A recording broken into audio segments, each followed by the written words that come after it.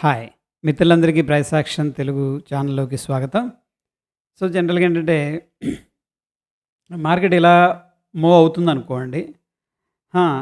General కేసెస్‌లో for example మనం ఇక్కడ బయర్‌గా ఉన్నాం. అది ఆప్షన్ కావచ్చు, ఈక్విటీ కావచ్చు, ఏదైనా కావచ్చు. బయర్‌గా ఉన్నాం. జనరల్‌గా కొద్దిగా రిట్రేస్‌మెంట్ తీసుకున్న తర్వాత కూడా యావరేజింగ్ టెక్నిక్ అనేది యూజ్ చేస్తాం ఇక్కడ. యావరేజింగ్ అంటే కొద్దిగా రిట్రేస్‌మెంట్ అయింది కాబట్టి బయింగ్ చేయటం. దాన్ని సింపుల్‌గా యావరేజింగ్ అంటాం. ఈ టెక్నిక్ కూడా యూజ్ చేస్తాం. ఓకే. అది నార్మల్ కేస్‌లో మేబీ వర్కౌట్ అవుతది. బట్ ఇంప్లాయిడ్ వోలటాలిటీ ఐవీ అనేది రైజ్ అయింది. ఓకే. మనం డైలీ ఏంటంటే ఇండియా విక్స్ అనేది అబ్జర్వ్ చేస్తూ ఉంటాం. India VIX. ఇండియా విక్స్ అనేది గాన రైజ్ అయితుంది అంటే దాని అర్థం ఏంటంటే ఇంప్లాయిడ్ వోలటాలిటీ అనేది కూడా రైజ్ అవుతుందని చెప్పేసి అర్థం.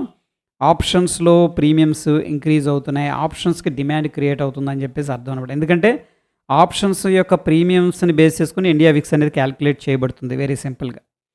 ఈ కేస్‌లో మనకి మార్కెట్ అప్ సైడ్ వెళ్ళిన ప్రీవియస్ కేస్‌లో ఏంటంటే కొద్దిగా రిట్రేస్‌మెంట్ తీసుకుంటది. ఫర్ ఎగ్జాంపుల్ అనుకుందాం. ఒక 50% రిట్రేస్‌మెంట్. నార్మల్ కేస్ ఇది. నార్మల్ కేస్ అంటే ఎటువంటి ఐవీ రైజ్ లేదు. Normal situation. But IV rise అయ్యేటప్పుడు వోలటాలిటీ రైజ్ అవుతుందంటే మీనింగ్ ఏంటంటే పెద్ద పెద్ద స్వింగ్స్ వస్తుంటాయన్నమాట మార్కెట్‌లో. పైకి వెళ్ళినా ఫాస్ట్‌గా పైకెళ్తది. కిందకెళ్ళినా ఫాస్ట్‌గా వెళ్తూ ఉంటది. రైట్. ఇటువంటి సమయాల్లో ఏంటంటే ఈ యొక్క యావరేజింగ్ టెక్నిక్ అనేది ఇక్కడ చేయకూడదు. ఎందుకంటే మనకి తెలీదు అది ఎంత డీప్‌గా వెళుతదో. ఎందుకంటే విక్స్ అనేది వోలటాలిటీ అనేది రైజ్ అవుతుంది కాబట్టి, మనం ఏం చేయాలంటే చూడండి మార్కెటు సడెన్‌గా ఇలా మూవ్ అవుతుంది. మనకి పాజిటివ్‌గా అనిపించింది. వెంటనే మనం ఏం చేయాలంటే ప్లస్ పాజిటివ్‌గా ఉండాలి దీంట్లో. బయ్యర్‌గా ఉండాలి. I mean call option by చేసుకోవచ్చు. లేదా పుట్ సెల్ చేసుకోవచ్చు. That's up to you.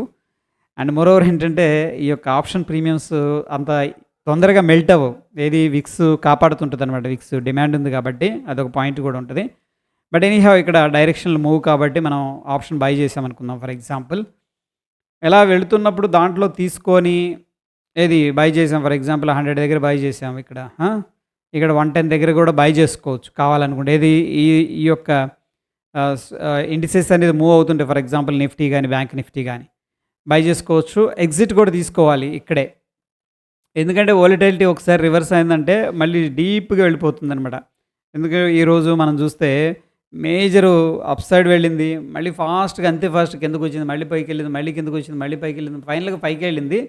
But in between పెద్ద పెద్ద వోలటాలిటీ అనేది మనం ఎక్స్‌పీరియన్స్ చేసాం. అండ్ విక్స్ కూడా మనకి 7 పాయింట్ ప్లస్ అంత పర్సెంట్ దగ్గర దగ్గర 7% పైన పాజిటివ్‌గా ఉందనమాట.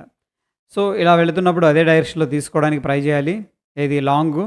దాని తర్వాత ఎక్కడో చోట ఎగ్జిట్ ప్లాన్ కూడా పెట్టుకోవాలనమాట. అంతేగాని మళ్ళీ కిందకొస్తే ఇట్లా వెళ్తాడని చెప్పేసి చెప్పలేం. ఎందుకంటే విక్స్ రైజ్ అవుతుంది కాబట్టి ఒక్కొక్కసారి డీప్‌గా కూడా వెళ్ళొచ్చనమాట. ఇది ఇక్కడ దాకా కూడా రావచ్చు డీప్‌గా. దేనేంటంటే మన కెపాసిటీ, ఎపటైట్ దాటి ఏంటంటే ఈ యొక్క రిస్క్ అనేది పెరుగుతది. అప్పుడు మేనేజ్ చేయడం అనేది కష్టమవుతుంది.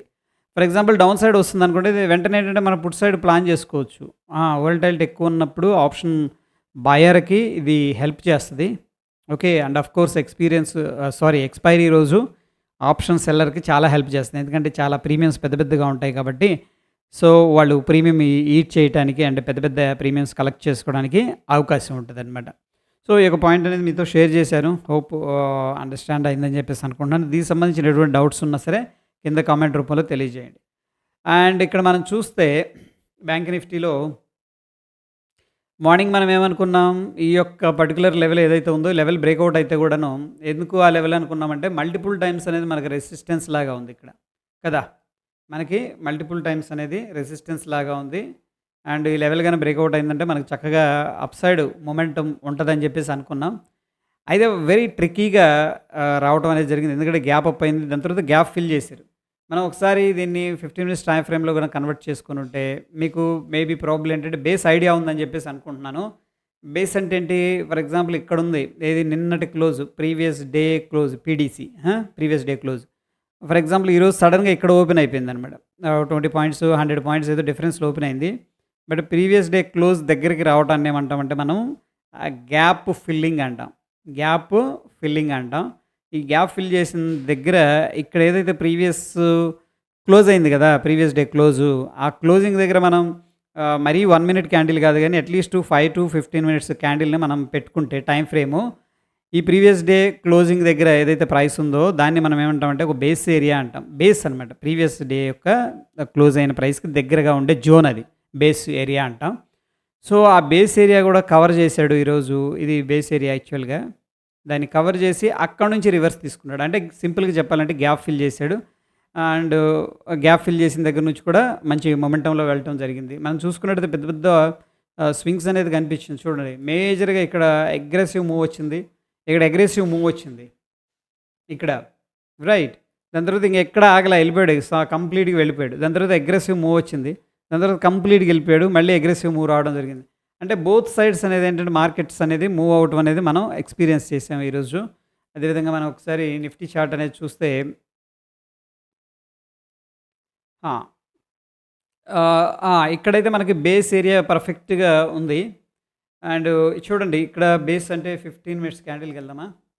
15 మినిట్స్ క్యాండిల్‌లో ఏం చేద్దామంటే ప్రీవియస్ క్యాండిల్ అంటే ఇక్కడి నుంచి మార్కెట్ అనేది ఈ యొక్క డిమాండ్ జోన్ అనేది డిలీట్ చేస్తున్నాను. ఇవన్నీ కూడా లైవ్‌లో మార్క్ చేసింది. నిన్న మార్క్ చేసిందయితే మనం ఈ లెవెల్ అనమాట రెసిస్టెన్స్ లెవెల్. ఏది 19,850 మార్నింగ్ మార్క్ చేసుకుంది. బట్ నేనేమంటే బేసింగ్ క్యాండిల్ అండర్‌స్టాండ్ చేసుకోవడానికి ఎక్స్‌ప్లెయిన్ చేస్తున్నాను. రైట్. ఇక్కడ మనం చూస్తే వాల్యూమ్స్ కూడా కొద్దిగా ఆఫ్ చేద్దాం. చార్ట్ క్లారిటీగా ఉంటది మనకి. అండ్ ఇక్కడ మనం చూస్తే కొద్దిగా పర్ఫెక్ట్‌గా మార్క్ చేద్దాం. చూడండి మనకి గ్యాప్ అప్ అయింది. ఎక్కడ ప్రీవియస్ ఏదైతే రెసిస్టెన్స్ అనుకున్నామో అక్కడ ఓపెన్ అయింది. ఓపెన్ అయిన తర్వాత స్లోగా వచ్చి ఈ ప్రీవియస్ క్లోజింగ్ ప్రైస్ యాక్చువల్‌గా మాట్లాడాలంటే ఇది closing price. But at least 5-15 minutes ఒక రేంజ్ అనేది తీసుకుంటాం. దాన్ని మనం సింపుల్‌గా చెప్పాలంటే కూడా బేసింగ్ ఏరియా లేదా బేస్ ఏరియా అంటాం అనమాట. ఇక్కడికొచ్చాడు. వచ్చిన తర్వాత గ్యాప్ ఫిల్ చేసిన తర్వాత ఇక్కడ రిజెక్షన్ అనేది కనిపించింది. ఓకే. సో, ఇక్కడ రిజెక్షన్ కనిపించింది. అండ్ చాలాసేపు కన్సోలిడేషన్ ఇక్కడ కన్సోలిడేషన్ జరిగిన తర్వాత మంచి బ్రేకౌట్ అయింది.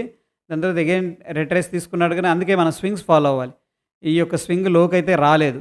As per the Dow theory ఏంటి మనకి హైర్ హై ఫార్మేషన్‌లో వెళ్తున్నాడనమాట. అండ్ ఆఫ్ కోర్స్ ఇక్కడి నుంచి కూడా మనకి హైర్ హై ఫార్మేషన్‌లో వెళ్తూ ఉన్నాడు. బట్ ఇది ఓవర్‌నైట్ పొజిషన్ కాబట్టి ఐ మీన్ ఎమోషన్ కాబట్టి డైరెక్ట్ గ్యాప్ ఫిల్ చేసేసి ఒక మూవ్‌లో వెళ్తున్నాడు సింపుల్‌గా చెప్పాలంటే కూడా. మనం 1 అవర్ టైమ్ ఫ్రేమ్‌లో చూస్తే ఇక్కడ బేస్ అయితే ఫిల్ చేసాడు. ఫిల్ చేసిన తర్వాత సపోర్ట్ తీసుకున్నాడు. సో, బేస్ దగ్గర సపోర్ట్ తీసుకున్నాడు అని మనకు అనిపించినప్పుడు based on the simple candlesticks analysis and simple Dow theory then ఏంటంటే మనం రిస్క్ తీసుకోవచ్చు. Again it's a probability game. Sometimes ఏంటంటే గ్యాప్ ఫిల్ చేసిన తర్వాత కూడా ఒక్కొక్కసారి వీక్‌గా ఉన్నాడనుకోండి ఇక్కడ కొద్దిగా రియాక్షన్ కనిపించి కిందకి ఫాస్ట్‌గా వెళ్ళిపోతుంటాడనమాట. ఓకే. అటువంటి సందర్భాలు కూడా మనం ఎక్స్‌పీరియన్స్ చేస్తుంటాం.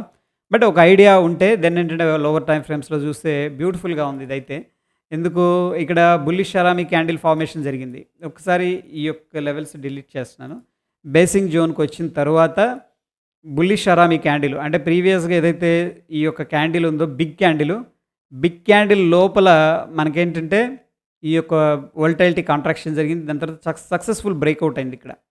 ఓకే. డెఫినెట్‌గా మనం ఛాన్స్ తీసుకోవాలి, రిస్క్ తీసుకోవాలనుకుంటే కూడా ఈ యొక్క క్యాండిల్ పైన ఎంట్రీ తీసుకోవచ్చు. లేదు కొద్దిగా లేట్ ఎంట్రీ తీసుకుంటే కూడా ఈ క్యాండిల్ పైన కూడా వెరీ గుడ్ క్యాండిల్ కాబట్టి ఎంట్రీ అనేది తీసుకోవచ్చు. ఈ స్వింగ్‌లో అనేది మనం అబ్జర్వేషన్‌లో పెట్టుకోవాల్సి ఉంటుంది. ఎందుకంటే అది బ్రేకౌట్ అయితే ఇంకా మనకి ట్రెండ్ రివర్స్ అయినట్టనమాట. ఏది ఈ స్వింగ్‌లో అనేది బ్రేకౌట్ అయితే. Anyhow it's happened. This is the beautiful. And మనం చూస్తే 1 అవర్ టైమ్ ఫ్రేమ్‌కి ఒకసారి స్విచ్ చేద్దాం. అండ్ ప్రీవియస్‌గా మనం ఏమనుకున్నామంటే ఇక్కడ ఒక జోన్ ఉంది. టెంపరరీ జోన్ అని చెప్పేసి ప్రీ మార్కెట్‌లో గాని, నిన్న గాని ఆ జోన్ దగ్గరికి వచ్చినప్పుడల్లా ప్రాఫిట్ బుకింగ్ చేసుకుంటున్నారని చెప్పేసి. సో, నౌ ఏంటంటే ఇక్కడ ఈ క్యాండిల్ ఏం చెప్తుంది? ఇక్కడ ఎవరు సెల్లర్స్ పెద్దగా లేరు అని చెప్పేసి చెప్తుందనమాట. ఓకే. అంటే ఎలా తెలుస్తుంది మనకి? సక్సెస్‌ఫుల్‌గా బ్రేకౌట్ అయింది అండ్ క్లోజ్ అయింది కూడా. వెరీ సాలిడ్‌గా క్లోజ్ అయింది. సో, ప్రాబబ్లీ ఏంటంటే మనకి నెక్స్ట్ ఇంపార్టెంట్ పాయింట్ ఎవ్రీథింగ్ పర్ఫెక్ట్‌గా ఉందనుకోండి. అంటే ఎటువంటి న్యూస్ ఇంపాక్ట్ చేయకుండా గ్లోబల్‌గా ఏమి ఇంపాక్ట్ చేయలేదంటే కూడా మనకి ఈ స్వింగ్ లో అనేది లేదంటే ఈ స్వింగ్‌లో అది కొంచెం టైట్ అనమాట. ఇది 19,766, 67 బెటర్ ఏంటంటే ఈ స్వింగ్‌లో అనేది మనం మార్జిన్‌గా తీసుకోవచ్చు. అంటే ఇప్పుడు మనం అప్ ట్రెండ్‌లో ఉన్నామని చెప్పేసి చెప్పుకుంటున్నాం ఓవరాల్‌గా. ఈ స్వింగ్‌లో అంటే 19,700 లెవెల్ అనేది మనకి ఇంపార్టెంట్ సపోర్ట్ అనమాట. ఒకవేళ ఏదైనా రాంగ్ జరిగి ఇక్కడ రిట్రేస్‌మెంట్ తీసుకుంటే కూడా 19,700 అనేది మనకి చక్కని సపోర్ట్ అనమాట. ఇక మనం రెసిస్టెన్స్‌ని వెతకక్కర్లేదు. ఎందుకంటే మనం అప్ ట్రెండ్‌లో ఉన్నాం. ఆల్రెడీ మంచి మొమెంటంలో ఉంది. అయితే ప్రాఫిట్ బుకింగ్ జోన్స్‌ని మనం మార్క్ చేసుకోవచ్చు. ఇది కూడా బేసింగ్ ఏరియా ప్రీవియస్‌గా ఉన్న రెసిస్టెన్స్ లెవెల్. ఒకవేళ మార్కెట్ ఫ్రెండ్స్ అగ్రెసివ్‌గా పైకొచ్చిందనుకోండి. ఇక్కడ ఏమి అవుతది అంటే మేబీ ట్రెండ్ రివర్సల్ అవ్వకపోవచ్చు. ఓకే. బట్ ఏంటంటే ప్రాఫిట్ బుకింగ్ ఏదన్నా అవ్వచ్చు.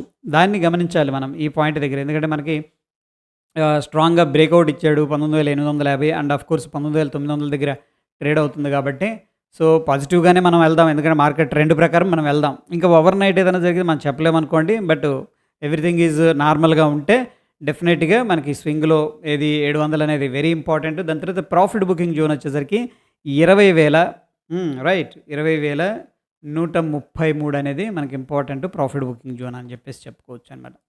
ఓకే. సో, అది నేనేమంటున్నానంటే ఇప్పుడు వోలటాలిటీ ఎక్కువగుంది ఇక్కడ. చూడండి 7.46% ఉంది గదా!